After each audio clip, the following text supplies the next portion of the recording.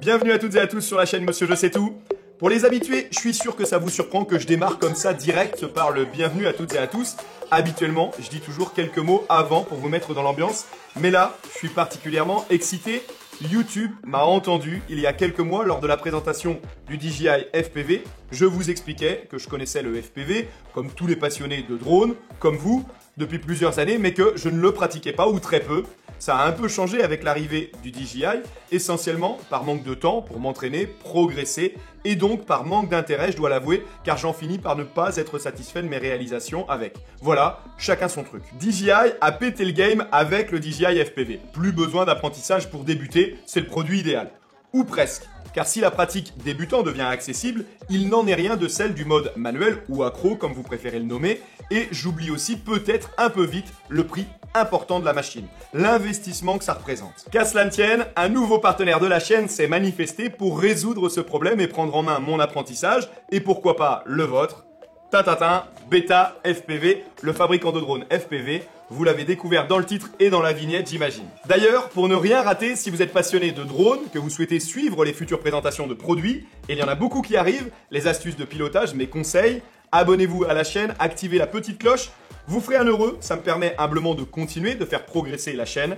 Merci. Beta FPV m'ont donc gentiment envoyé leur kit pour débutants, le Cetus, un pack clé en main à moins de 200 €. Eh bien, on va voir ce que ça donne. Est-ce que ça vaut le coup? Ce que ça contient, si c'est accessible? Est-ce qu'on progresse avec? Faut-il craquer? C'est parti!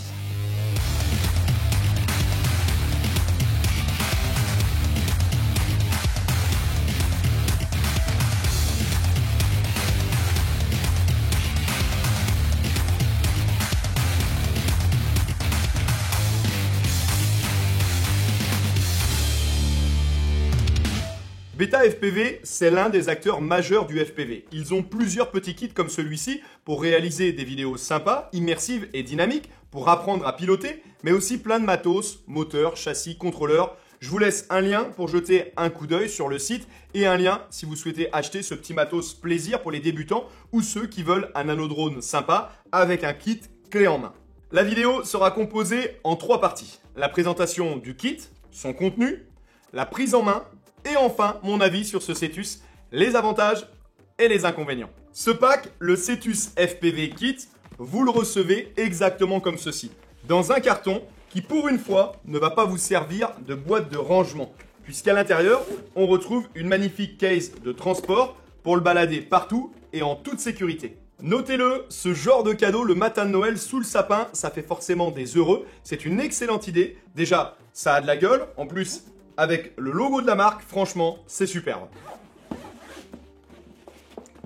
À l'intérieur, eh ben, c'est une belle surprise. Alors pour moi, c'en est pas une, j'ai déjà découvert le contenu, mais vous comprenez ce que je veux dire, le côté très qualitatif du packaging, c'est toujours appréciable. Ne vous attendez pas non plus à découvrir un Rafale à l'intérieur, mais ce kit Cetus contient tout ce dont vous avez besoin pour débuter en FPV, pour faire le con chez vous, entre potes, en intérieur, dans la maison, en appartement, dans une cage d'escalier.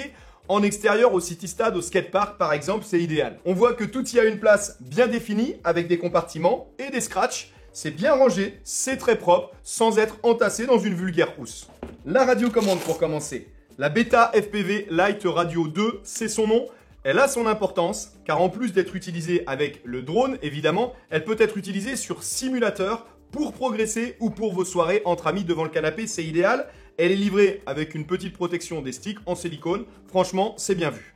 Son form factor est connu. Il a été repris du design des célèbres manettes de jeu. Elle est très confortable. C'est devenu courant maintenant dans le FPV. Je pense notamment à la Tango 2. Je vous rappelle que pour cette découverte, je ne connais pas les us et coutumes des puristes du FPV. Ce qui m'intéresse, c'est de le vivre comme un débutant en FPV pour qui le Cetus est destiné.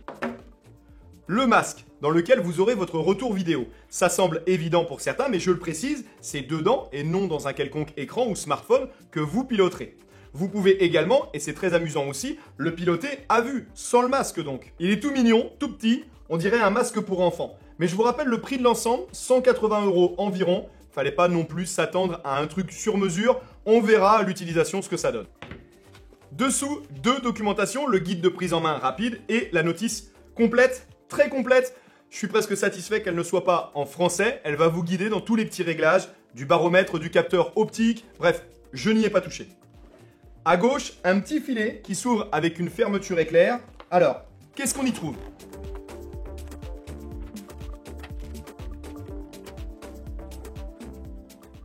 Alors, on y trouve deux batteries de 300 mAh chacune.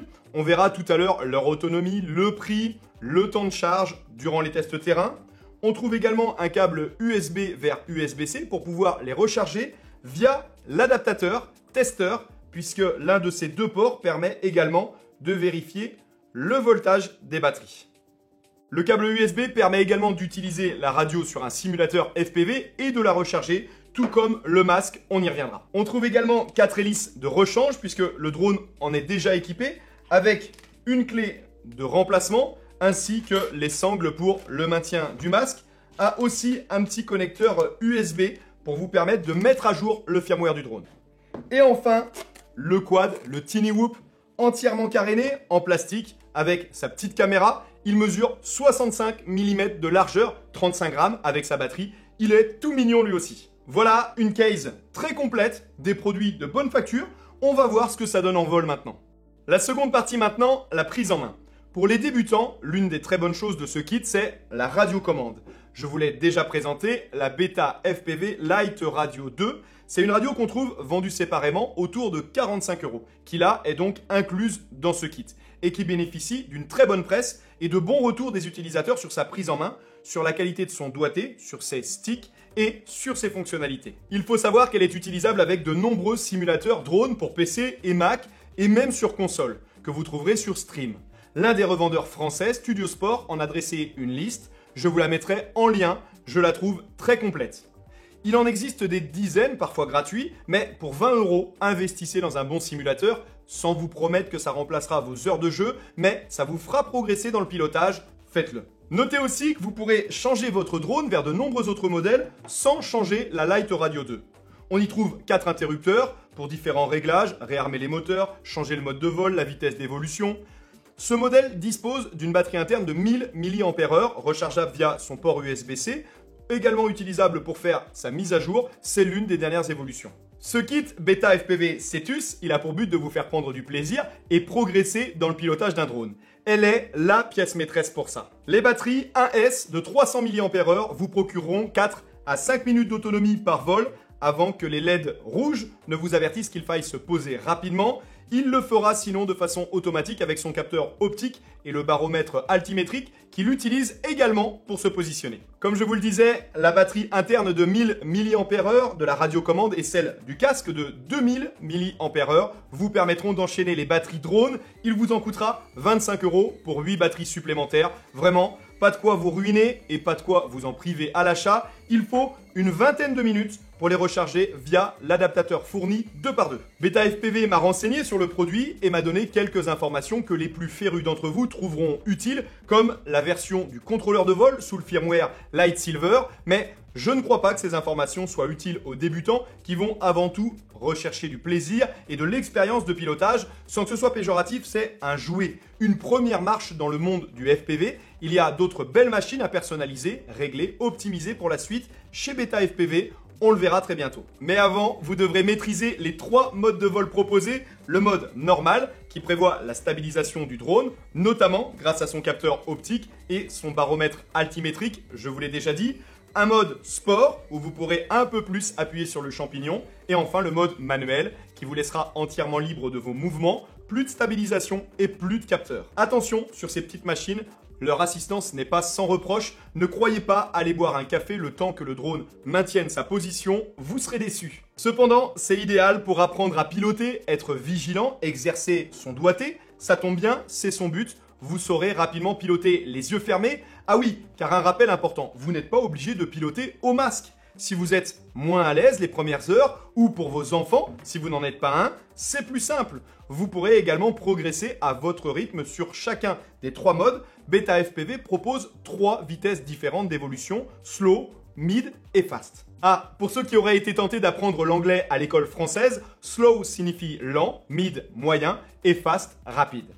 Le bilan de cette découverte, mon avis sur sa prise en main et les premières heures que j'ai passées avec de façon très directe et objective. La prise en main du masque, ses réglages, son fonctionnement Et les premiers vols sans accroc avec votre nano-drone arrivent assez vite. On tape souvent un obstacle, un mur, un lustre, des rideaux, mais il reste solide et il a bien tenu le coup me concernant pour le moment. Ça reste léger, c'est bien fait, c'est bien étudié. Les moteurs se coupent automatiquement en cas de choc et un simple réarmement depuis la radio permet de les relancer et de redécoller sans aller le chercher la plupart du temps.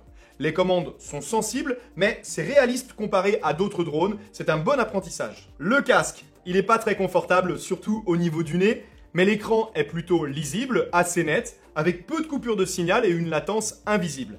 Ça reste une transmission analogique. Ne vous attendez pas à un retour en HD avec la qualité de transmission OcuSync DJI. L'OSD affiche quelques informations utiles comme la durée du vol, la tension de la batterie, les éventuelles coupures moteurs pour les réarmer. C'est également via le masque que vous réglez l'accéléromètre, les capteurs et que vous visualisez le mode de vol et la vitesse sélectionnée. Un mot sur la portée du drone, j'en ai pas encore parlé. Évidemment, ce type de drone n'est pas fait pour être utilisé à plusieurs kilomètres, voire même plusieurs centaines de mètres, mais uniquement dans un environnement proche, en intérieur ou en extérieur, sur un city-stade, un skatepark, je vous l'ai dit, sur un terrain de football par exemple, pour s'amuser entre amis, mais ne vous attendez pas à plus, ce n'est pas fait pour. Le prix, moins de 200 €, plutôt bien placé face à la concurrence, nombreuse sur ce créneau des nanodrones.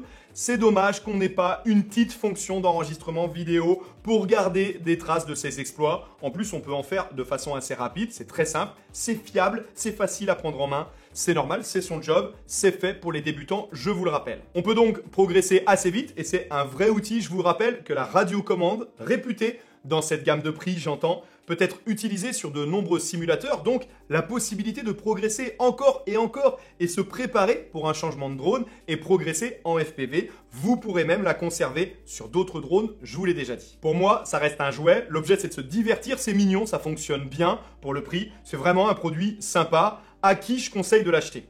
Pour les grands enfants comme moi, si vous commencez et que vous voulez prendre rapidement du plaisir en intérieur essentiellement, avec un budget limité et une envie de progresser tranquillement sans trop de risques en FPV, c'est un bon choix, notamment si vous souhaitez partager cette passion avec votre famille, vos enfants ou entre amis. En revanche, pour ceux qui ont décidé de progresser rapidement, de façon intensive, qui souhaitent se mettre au FPV, prenez en compte que ça reste un petit et léger, peut-être trop, c'est un nano-drone débutant. Vous progresserez sur le doigté, sur la maîtrise des sticks, peut-être un peu le vol immersif, mais ne vous attendez pas à devenir un crack du FPV avec lui. Pour terminer, franchement, j'ai trouvé ça chouette. C'est un très bon début, vous l'avez compris, avec Beta FPV. La version Cetus Pro va encore améliorer les choses avec une stabilisation plus performante et une meilleure autonomie. Je suivrai ça de près, croyez-moi.